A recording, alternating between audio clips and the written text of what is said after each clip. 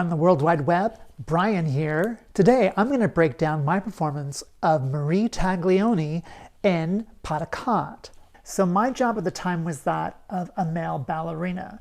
And what that means is that I had two responsibilities. My first responsibility is that I parodied ballerinas. I parodied how they wore their makeup, how they wore their hair, how they danced, how they walked, how they reacted towards other people on stage. And my second responsibility was to make a statement on ballet, to make a statement on classical ballet or technique, or even as the ballerina. I had to say something. I wasn't just presenting ballet as straight ballet. It was comedy, so I had to make a statement. So when it was suggested that I learn Taglioni, I was sort of hesitant only because I didn't feel like I didn't feel old. And a lot of the dancers who had performed Taglioni in the past had played Taglioni like she was decrepit, like she was old. So I always saw that character in the grand scheme of male comedy ballet as being old, and I didn't want to perform her old. In my research of her, I found she was 41 when she danced Pas de Qautre, and I was 40, so I thought, I'll just play her my age, which I thought was young. So I decided that I was going to base my characterization on Alicia Alonso's interpretation. She had a very stoic quality to her and very pristine, and she had this, she was Alicia Alonso. So she had that, I'm Alicia Alonso quality. So I had that, yes, I'm Taglioni kind of quality to her. That's how I performed for about a year during 2005 to 2006. And then in February of 2006, I did a tour of Italy, and we were in Venice. We were at the Teatro Malibran. Excuse my Italian, I don't speak Italian. But it was a beautiful theater. And I was doing Taglioni. The promoter for the tour was backstage. A group of us were talking. And he sort of found out, I don't know how, I don't know if I told him, I don't remember. He basically said, and I'm paraphrasing, you know that Taglioni lived in Venice for a while after she retired. And she sort of adopted Venice as her home. And so the people of Venice adopted her as theirs. And so they hold her in high regard still to this day. And I thought, oh, that was an interesting piece of information for me. And I thought, okay, I'm going to use that for my performance tonight. I'm going to make it like this was Marie Taglioni's coming home performance. And it was going to be a big deal. It was a big gala performance for her coming home to her adopted home. I'm going to pretend that whenever I'm on stage, the audience is on their feet, screaming and applauding and saying, brava, throwing flowers and just going crazy for Taglioni. And so I was going to react to that, which was in my head. So I'd come in and I would just be like, oh, my audience, yes. And even though they weren't doing that, the audience wasn't applauding that way. When I first entered, I was reacting as if they were. And so I did that through the whole piece. Anytime I was not dancing, or if I was just standing there, I would be reaching to them and being in awe and saying, yes, you love me and I love you, thank you. And just reacting to this image in my head of the people applauding for me. So it was something new and fresh, and so the show was over and I was backstage again. And the producer came back. He was so excited and he gave me a hug and he said, the people of Venice have adopted you as their Taglioni. And it was a very kind of profound thing for me because I thought, oh wow, that was deep. I decided right then and there that that was going to be my interpretation from now on, how I was going to dance Taglioni.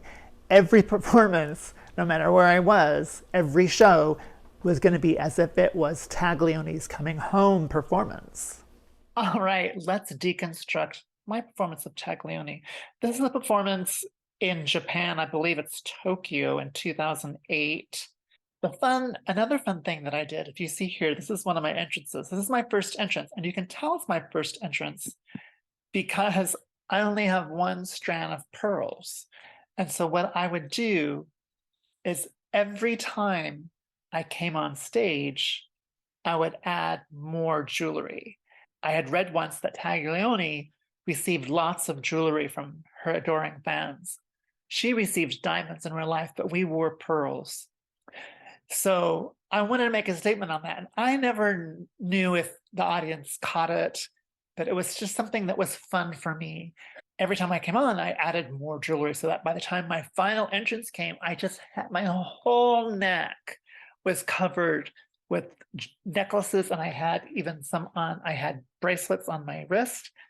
I didn't start out with bracelets, but I ended up having a lot on my wrist. So that was something that was fun for me, that I loved doing. And I just walk and take my time. You can see some of my bracelets here. But I would start low, and this is something I worked with Elena Kunikova on the romantic style. And so everything was droopy. The elbows were drooping, the wrists were droopy, the body was forward, the arms were more in front when they were, let's say, in fifth position over the head. They were more in front of you instead of on top of the head. And so here I am, and I'm taking my time to go to my spot, but I wasn't done. I would slowly grab my skirt, slowly lift my leg, and then slowly place and nod and say, okay, I'm ready. So we're gonna twist, and I go. I do a very low arabesque. Again, because it's romantic, a romantic ballet, and the romantic ballerinas, they did not have 90-degree arabesques like they do in classicals. And nowadays, it's even higher than 90. But I always wanted to make sure that I was true to the style. So I always did very low arabesque. And actually, my foot looks really good here for me. And actually, for a dancer, it looks really good. And another thing I did as Taglioni is I made her sort of stiff. I have romantic arms. This is a very nice line for romantic ballet. You see the audience's heads here. It's fun. I actually do look a little bit like Alicia Alonso here, don't you think? I think I do.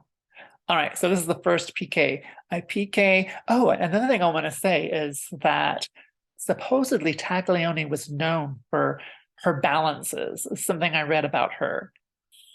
So that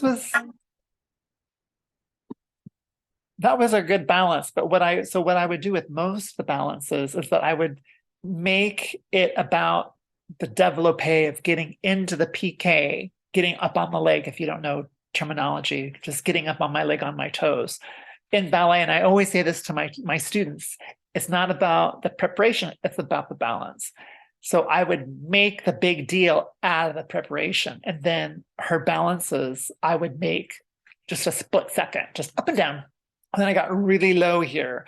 After I did the ensemble, I got really low and I touched the floor and gave lots of drama here. And my arms go up to fifth position. I always tell this to my students. When you bring the arms up, you do a port de bras, you lift the sternum, you lift the chin, you lift the eyebrows, lift the hands up, and make your arms a breath. I always talk about the port de bras being a breath. So I did a really big breath there in my port de bras. Oops, and not really on my foot there. I don't know what's going on. Maybe I just got it in the middle. Oh, it's coming down. Okay. And then I step out and I do a little entraînement turn the pied devant into a nice, clean, tight fifth. That's a nice, clean, tight fifth. Nice movement of the skirt there. And again, my upper body is very stiff. And then I go the other direction. And if you listen to my other videos, again, in classical ballet, you do something to the right and you repeat it to the left. So that's what I'm doing here. I'm going to the left and up. I think I'm just coming down or something here. I don't know. I missed it. I think I just hit a very bad position to stop. But again, a low arabesque, droopy hands, stiff upper body, and lots of jewelry. And I'm channeling Alicia Alonso. And again, come down, go all the way down the ensemble. The hands come all the way down. Then come up and make a big breath to my fifth again, both times.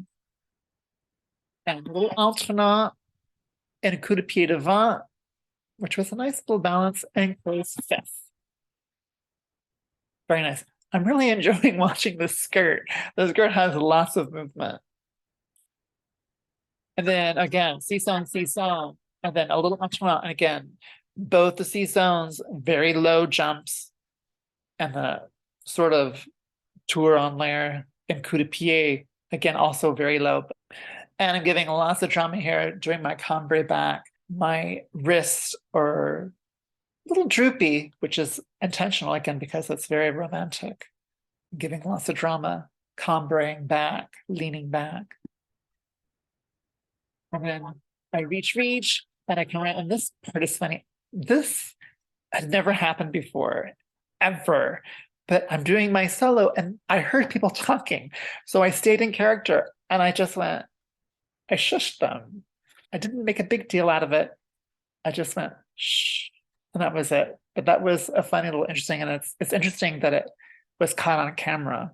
A lesson, don't talk during performances because it can distract the dancers on stage. And I was distracted. And then I go, oh, the other way, see-song. And this one's not as high, it's a little lower, again, which was done purposefully. And then I cut the jump short because I remember in my head I have all my necklaces on and I want to check. And so I stop and I go, oh, making sure that my necklaces are still on. And yes, they are still on, fortunately. And then I do a little reaction, a little wipe the sweat off. And then I do a very slow bourrée around. And I think, again, I did that purposely because bourrée should be very, very, very, very fast. But because I couldn't be bothered, I just kept those bourrées very slow as I turned around and looked adoringly out into the audience. A little pas de Qautre, step of the running, and I'm grabbing the skirt. I played a little bit with the skirt.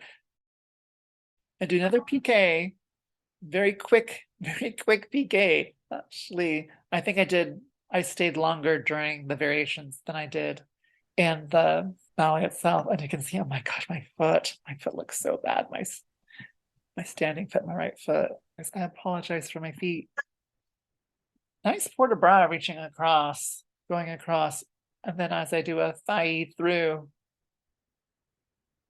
and another piqué, lots of piqués into a second arabesque. And the foot doesn't look bad here. Droopy hands. Very nice, romantic look. And then I run, and I keep it very smooth. I keep the transition between the piqué and the running very smooth. It's very adagio-like. As I run to the corner, and I do a nice little, and that's a little. So I turn around, do a little tendu, prepare. Now here, most people usually did a brisé cabriole step in the diagonal.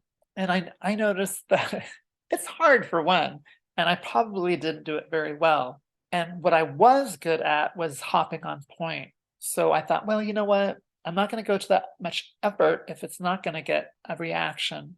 Usually hopping on point gets a reaction. So I just decided that I was going to hop on point and do little rond de jambes with my foot. Now, a lot of the times when you're dancing on stage in point shoes, it hurts. And that's one thing I don't miss about dancing. Because there were times when my toes hurt so bad when I was performing, and I had to go on, I had to perform, and I had to do it. But luckily for this, sometimes, most of the times I did it going to the diagonal, going to the right. And so I would hop on my left foot because my left foot is my stronger foot. But sometimes my left foot hurt, my toes hurt. So I would do it on the right foot going left down the diagonal. And sometimes I just had to bear it and just do it. But so I go and I hop, grab the skirt. And again, you can't hear it because the audience is applauding. So as soon as I hear them, I do this with my hands, like, yes, thank you, this is for you. Which I would keep going, keep going. And one more swish of the skirt into another final piqué, lower back, and then again, right away. I love the face, and it was just very dramatic.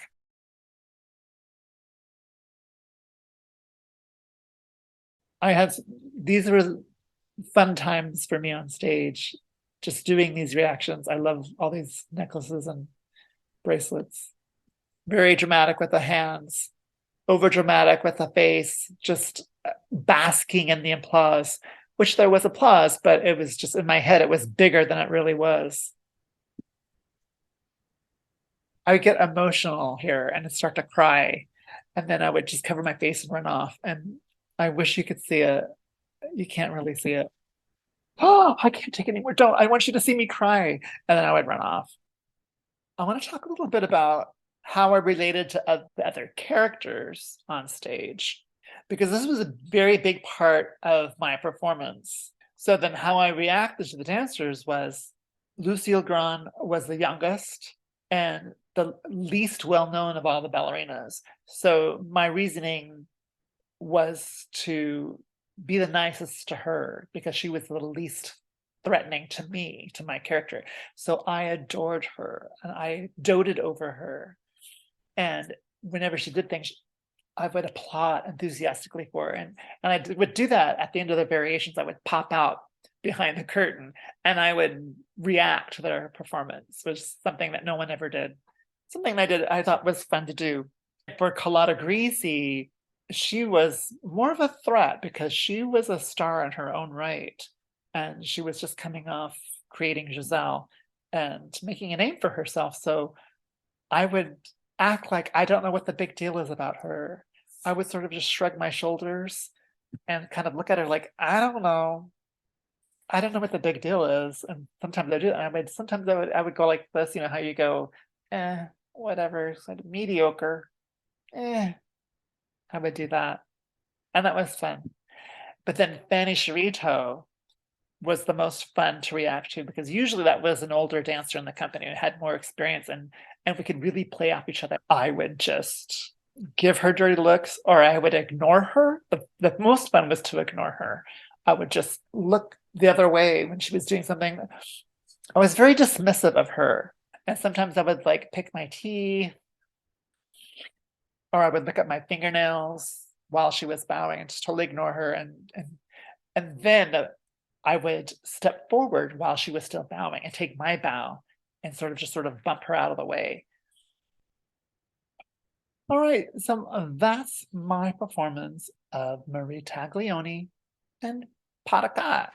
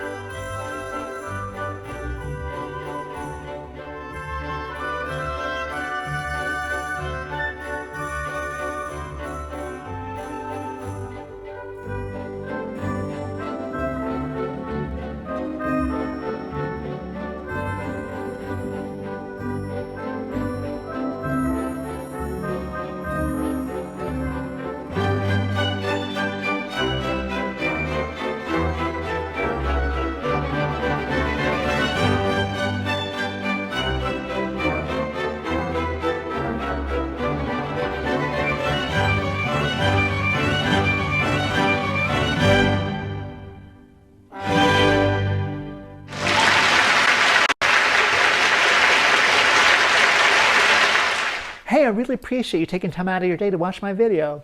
If you like this video, please consider frapping that like button. Also consider bombing that subscribe button. Why not share the video? Thank you very much. See you again. Bye-bye.